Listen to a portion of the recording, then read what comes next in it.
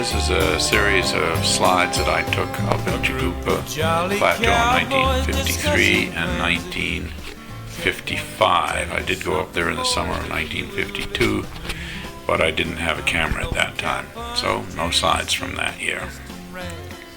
And in the picture here you see it's looking over from Little Fives over to Black Kaweah. On the right hand side is Mount Kaweah, which we'll talk about later on during this presentation.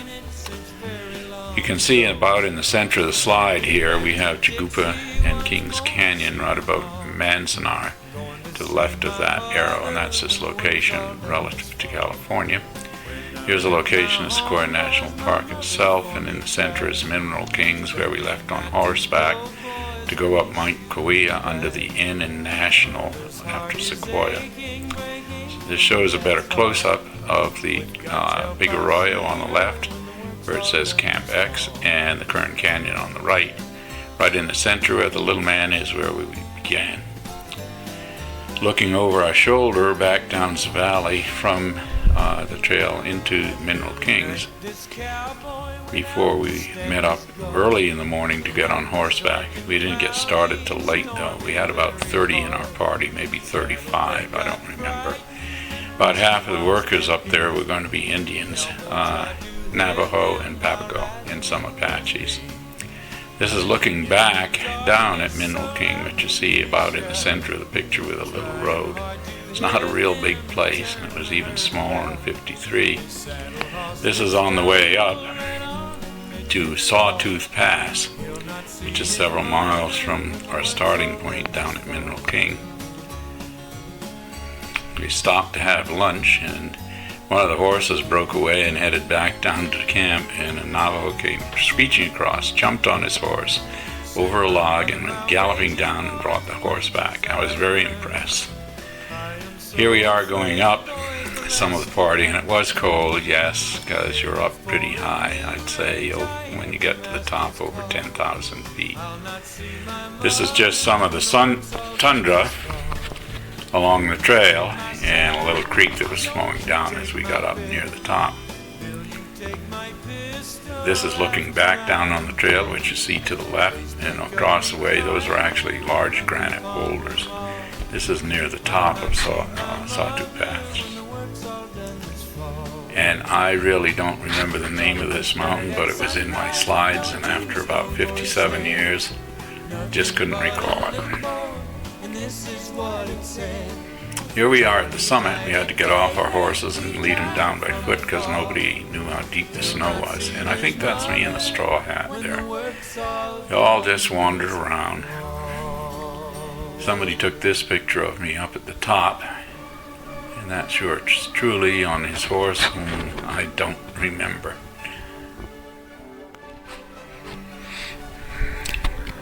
Here we see us going down the snowfield. I had a guide out in front to make sure we didn't hit any soft snow. You didn't want the horses or a person to break through the snow and wind up breaking a leg. We dropped down into the Little Five here. You can see a couple of the lakes, and in the background you can see the big arroyo. Beyond that is Chagoopa Plateau, and the high peak in the background I think is Mount Kaweah. And here it is above our camp when we finally got in there. It was about 28 miles in by horseback. We hiked out. That's actually not Mount Kaweah, that is Red Kaweah. And here it is up above our camp, and we have horses, mules up above our stream where we drank. Everybody worried about that. Nobody got sick. We built a little bridge over the creek. That's one of the Navajo workers over there. I don't remember his name. Here's the cook, one of the cook's stoves. I don't know how he cooked dinner for 30 people and kept it hot for us, but we all ate really enormous meals. Here we have the cook, Clyde, on the right-hand side. In the back is Jess Covington, who's been a packer up there for about 50 years or so. So he started around the turn of the century, 1900. Here's a picture of Jess alone. There's always something to do with the mules or the horses or the packs and repairing things. And I helped sometimes going out and rounding up the horses, finding the mare and bringing her back with all the other horses would follow. Here are the mules. I think he had 8 in his string, because you had to have quite a few to feed 30 people. He came up about once a week.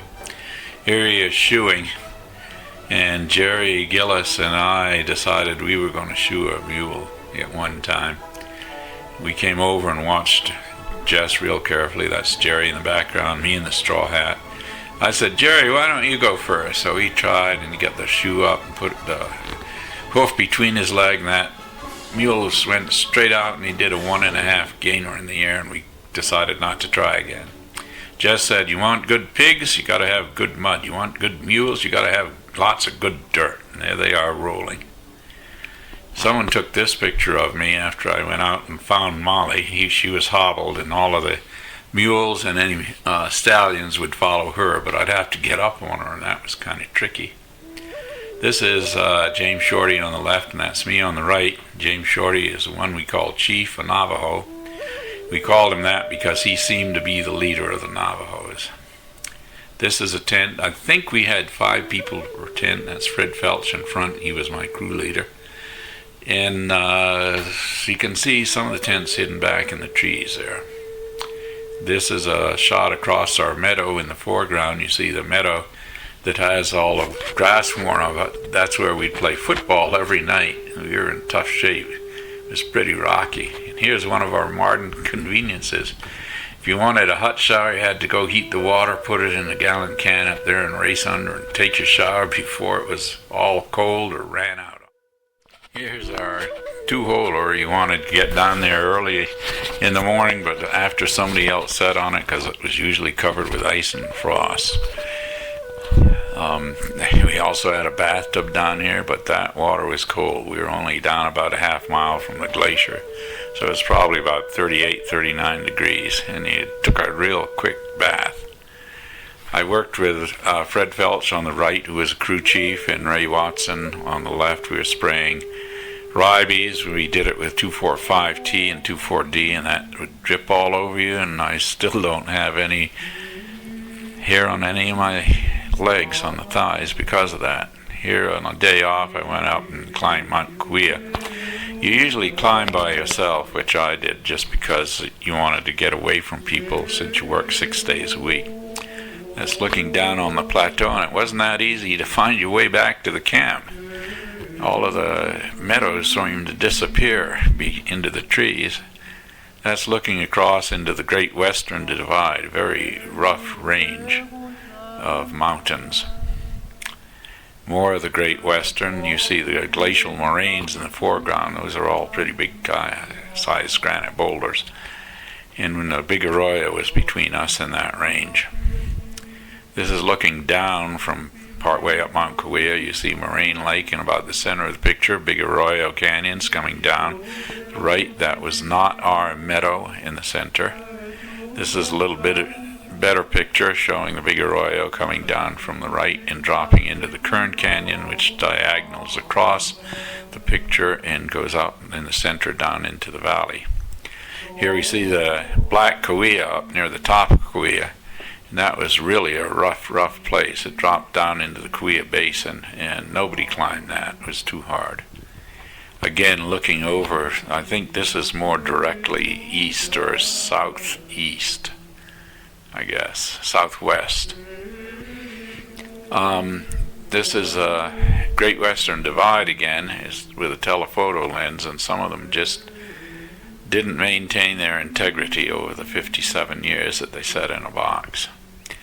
Somebody took a picture of me, and I don't remember climbing up there with anybody at any time, but there's a picture of me coming out of the Kuia Basin, supposedly, and it's another picture of me. The peak right across us, a brown one, is one I got to name. Very stark drop, 2,000 feet, and the background was Mount Whitney, the domed one. Some more of the Great Western and the glacial moraine in front. And here we come back with a crew. You can see about half of them in Indians, Papago. And the pink shirt in the back is Francisco Matea, Papago, who was a good friend of mine. And I'll be darned if I can remember the name of this snowflower. But in the next shot here, you'll see our surprise at the bottom of a peanut butter gumbo can. We all had peanut butter sandwiches because they were easy to fix. We'd have about 3, and at the end of a can, we found something down there. 3 mice had dropped into it, sank down to the bottom like the La Brea tar pits. This is a rattlesnake we found at about 10,500 feet. I heard him, we went over, and I looked over a log, took a great picture of him, which has faded since then. We killed him and ate him that night. Tasted just like chicken. This is looking across the plateau into one of the canyons. This would be looking more east and southwest. Here is a trip that I took up the mountain I got to name. The peak is on the right-hand side. Skirted up that ridge and around the sheer face on the other side. That's looking down into the Kern Canyon from the side. It looks dangerous, but it was not that dangerous. I wouldn't have done it if it was that dangerous. And again, looking over to the southwest, going up Red Spur, or I named it BRC Peak. That's looking down into the Kauai Basin. The Kern Canyon's off there to the right. This is looking over a ridge down from BRC Peak into the basin. And another picture, but this is looking over a little bit more west into the Great Western. I came up the peak, and oh, that's Mount Whitney, and right in the background there. This is from one of the more distant peaks, but you see Mount Whitney there and a flat top on it. It was over 25 miles away. I crept up to the edge of this peak and looked over the edge, and it looked like it was undercut, because that lake is about 2,000 feet or 2,500 feet below us. I poked my camera over and took the picture. And then you could walk up the saddle between 2 peaks and drop down into the lake. And I didn't go down into Kauai Basin, but Fred Felch did go down. He was a real strong hiker. Here we are in our last day of work, just goofing off, and that's not our meadow again. I don't think I have any distant shots of our meadow. Sitting down, you did take your shirt off, but out in the sun it was pretty darn hot, but in the shade you'd probably wind up shaking. You had to wear a shirt and sometimes a light jacket because it was so high. Our camp was at 10,500 feet. There we are, most of us, lying down and lounging around the last day of work. We staged this picture. We thought this looked like what an ideal workman would look like up there. Be able to work with 4 hands and have 2 free to do whatever else he had to do.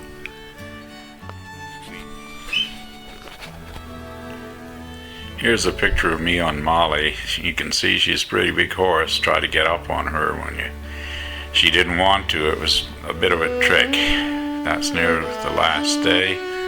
We all hiked out.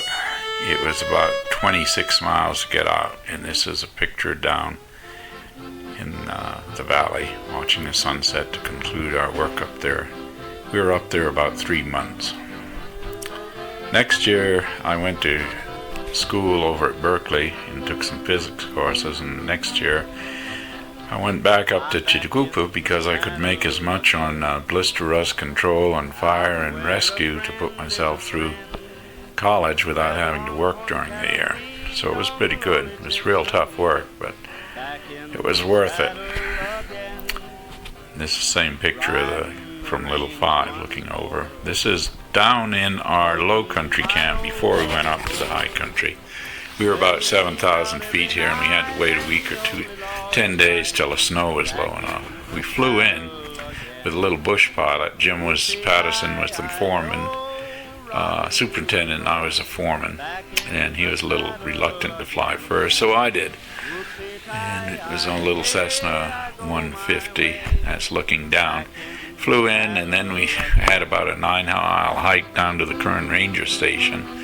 They were supposed to have food, water, a sleeping bag, and horses for us to get up to the plateau because it was 19 miles from there up to the plateau.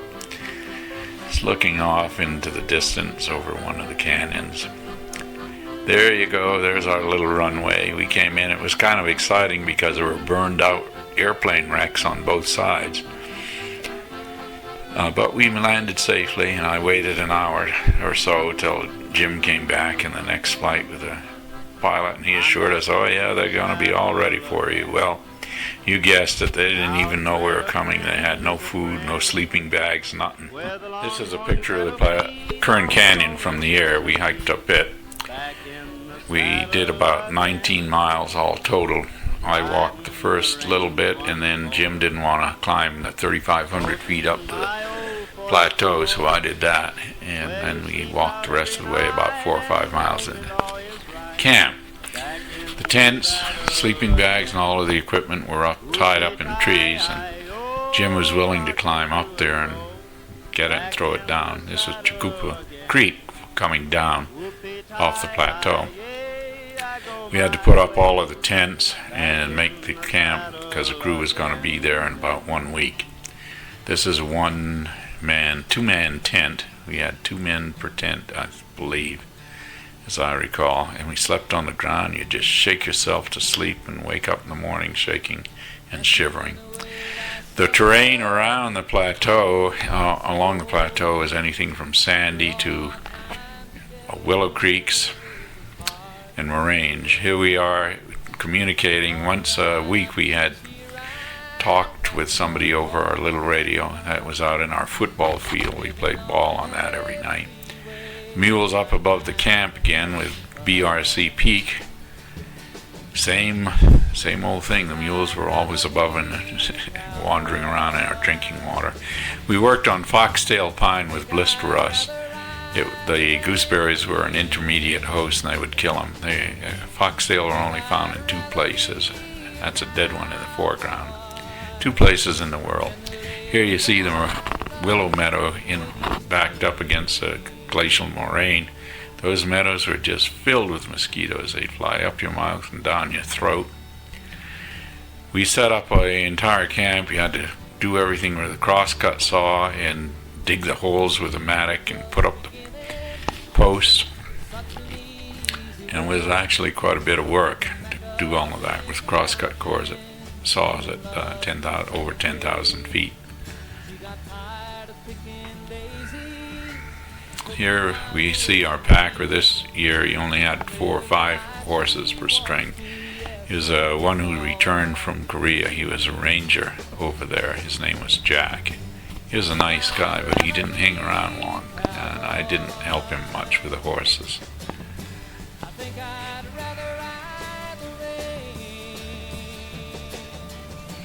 We wanted to find a lake on the map to go see if we could stock it, and I shot a compass course over there, and this other fellow and I hiked over.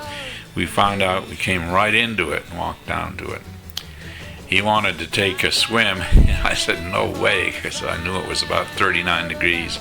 He went in and he shook all the way back to camp, to our camp. His lips were blue and he was blue. Few days next week, I guess, Jim Patterson and I and another fellow walked over. I'd caught about 12 Gilbert trout crossed between a rainbow and golden, and we stocked a pond. This is Wayne Head heating up his laundry water on our day off, and it took about all day to do laundry. This is some of the crew. I don't remember who all of them are. Jim is Patterson on the left, Johnny on the right, Buzz. Then the other fellow I don't remember, Pete Gillis in the checkered shirt, Gary Brown, and Wayne Head on the right. And here's Gary doing his wash. He's busy scrubbing. A lot of us just did it a couple times during the whole time we were up there, which was 3 months. On our day off, sometimes we chased golden mantle squirrels or marmots out into the field. 3 of us could get them out there, and then we could run them down, and because they just fall over from exhaustion. The ranger in the back was a district ranger. I think his name was Neil McGregor, if I remember correctly. And I don't know where the rest of our crew was, because we had about 9. Here I am going up a glacial moraine, cut over to the other side.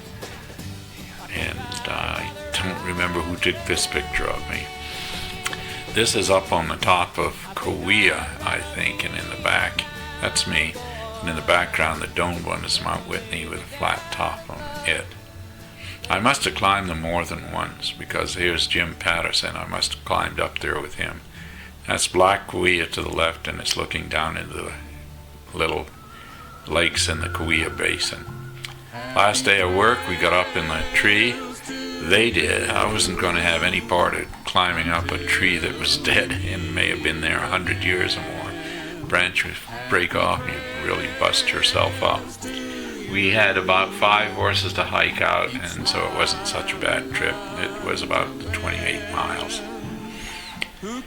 This next picture is taken from our current house in Prescott, Arizona. That is Thumb Butte, and I didn't have another sunset picture from Chagoopa Plateau, so I just did this one, and that's from our back deck in Prescott. I don't remember when I took the picture, but it was probably about 4 or 5 years ago. It was a very worthwhile experience, and I really enjoyed it. Worked hard, had a lot of interesting experiences, and I'd do it again if I could. I'm too old now. But this is Bill Williamson from Prescott, Arizona, March 17th, 2010.